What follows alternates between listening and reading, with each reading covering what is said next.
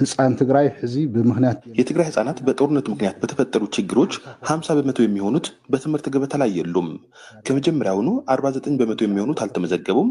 በሂደት ደግሞ በርካቶች አቋረጡ። አሁን ላይ ከ50% በላይ የሚሆኑት እድሜያቸው ለትምህርት የደረሰ ህፃናት በትግራይ በትምህርት ገበታ ላይ የሉም። ትግራይ ካብ ማዕድ ትምህርት ወፃኢ እዩ ዝኒሄ። በክልሉ ጊዜያዊ አስተዳደር መረጃ መሰረት ከጦርነቱ በፊት እድሜያቸው ለትምህርት የደረሰ 95% ህጻናት በትምህርት ገበታ ላይ እንደነበሩ ሚሊዮን ኃይለ ሥላሴ ከመቀሌ ዘግበዋል። ዝርዝሩ በዜና መጽሔት ዝግጅታችን ይቀርባል።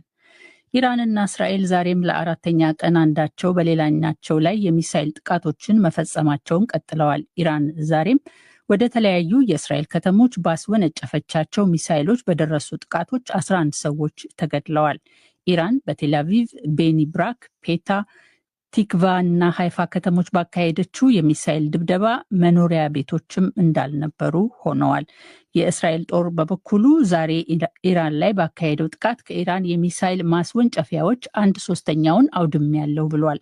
የእስራኤል ወታደራዊ ቃል አቀባይ በቴሄራን ላይ ሙሉ የአየር የበላይነት ተቀዳጅተናል ሲሉም ተናግረዋል። የዛሬው ድብደባ ኢራቅን ከሚያዋስነው የኢራን ምዕራባዊ ድንበር እስከ ዋና ከተማ ቴሄራን እንዲሁም የአየር ማረፊያ ውስጥ ከተመታበት እስከ ሩቅ ምስራቅ ማሻሃድ ድረስ የዘለቀ እንደነበርም ተዘግቧል። ቅዱስ ኃይል የተባለው የኢራን እስላማዊ አብዮታዊ ዘብ የውጭ ዘመቻ ክንድ ማዕከላዊ እዞችን መመታታቸውን እስራኤል አስታውቃለች። የኢራን ውጭ ጉዳይ ሚኒስቴር ቃል አቀባይ በእስራኤል ጥቃት ኤክርማን ሻህ በተባለ የኢራን ከተማ የሚገኝ አንድ ሆስፒታል መጎዳቱን ገልጾ ድርጊቱን የጦር ወንጀል ብሎታል።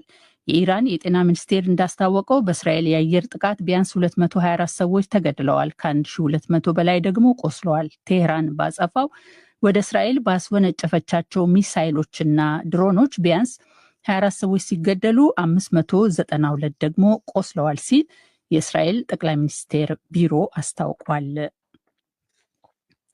የሩሲያና የቱርክ መሪዎች እስራኤል በኢራን ላይ የምታካሄደውን ጥቃት አውግዘዋል። ስለ ግጭቱ በስልክ የተነጋገሩት የሩሲያው መሪ ቭላዲሚር ፑቲን እና የቱርኩ ፕሬዝዳንት ሬቼፕ ታይፕ ኤርዶሃን ግጭቱ በአስቸኳይ እንዲቆም ጠይቀው አወዛጋቢዎቹ ጉዳዮችም በዲፕሎማሲያዊ መንገድ እንዲፈቱ ጥሪ ማቅረባቸውን ክሬምሊን አስታውቋል። በሌላ በኩል ሩሲያ ዜጎቿ ከእስራኤል እንዲወጡ ጠይቃለች። በእስራኤል የሩሲያ አምባሳደር አናቶሊ ቪክቶርቭ ከተቻለ ሩሲያውያን ከእስራኤል እንዲወጡ ሞስኮ ያቀረበችውን ጥሪ ደግሞ ተናግረዋል። ቪክቶሮቭ ዜጎቻቸው ወደ ሀገራቸው ለመምጣት የእስራኤልን ድንበር አቋርጠው ግብጽ በመግባት ከግብጽ በአውሮፕላን ሀገራቸው እንዲመጡ አሳስበዋል። አስፈላጊ ሆነው ከተገኘ መንግስት ይህን መሰሉን ጉዞ ማዘጋጀት እንደሚችልም ተናግረዋል። ፖላንድ እስራኤል ውስጥ የሚገኙ ቁጥራቸው 200 የሚጠጋ ዜጎች ከሀገሪቱ መውጣት የሚችሉበትን መንገድ ማመቻቸቷን አስታውቃለች። ፖላንድ እንደምትለው ዜጎቿ በምድር መጓጓዣ ዮርዳኖስ ዋና ከተማ ኦማን የሚወስዳቸው አውቶቡስ ተዘጋጅቶላቸዋል። ከዚያም ቱሪስቶችና ለአጭር ጉብኝት እስራኤል የሚገኙት ዜጎቿ መንግስት ባዘጋጀላቸው አውሮፕላን ወደ ሀገራቸው እንደሚመለሱ አስታውቃለች። ይህ ዶይቼ ቬለ ዲደብሊው ነው። ዓለም አቀፉ የኒውክሌር ተቆጣጣሪ መስሪያ ቤት ከምድር በታች የሚገኘው የኢራን የናታንዝ የኒውክሌር ማብላያ ተቋም ቀጥተኛ ጥቃት እንደደረሰበት የሚያመለክት ነገር የለም ሲል ተናገረ።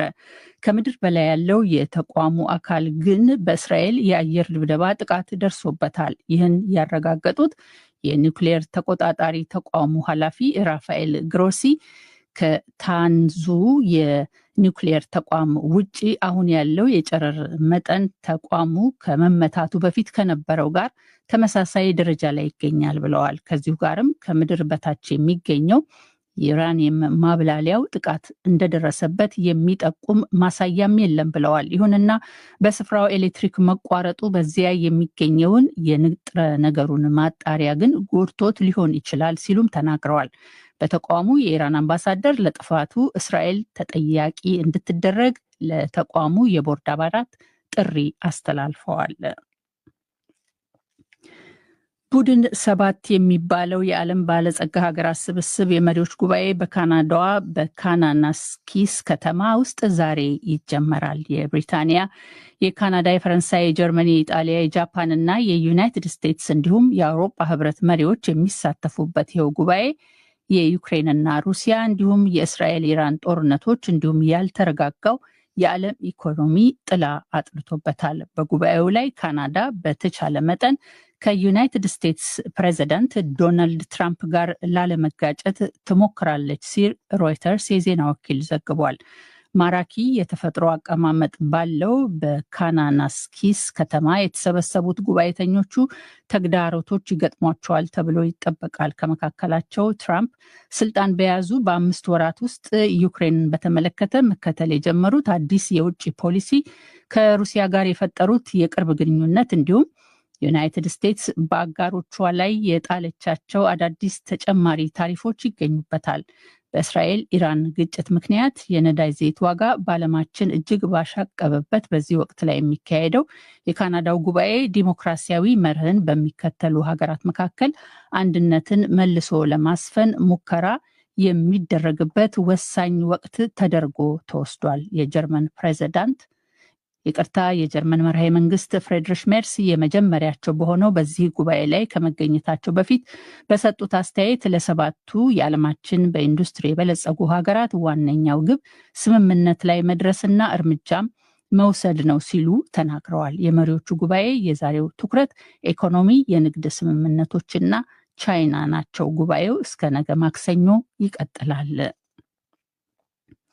የተባበሩት መንግስታት የሰብአዊ መብቶች ከፍተኛ ኮሚሽነር የጋዛ ጦርነት እንዲያበቃ ግፊት እንዲያደርግ ጥሪ ያቀረቡ ዛሬ እውነታው ሁኔታውን ይናገራል ያሉት ኮሚሽነር ፎልከር ቱርክ ሁሉም ከተኛበት ነቅቶ ግጭቱን ለማስቆም በእስራኤልና በሐማስ ላይ ግፊቱን እንዲያጠናክር ጠይቀዋል። ቱርክ በተለይ ተጽዕኖ አድራጊዎች በሁለቱም ወገኖች ላይ የሚችሉትን ያህል ግፊት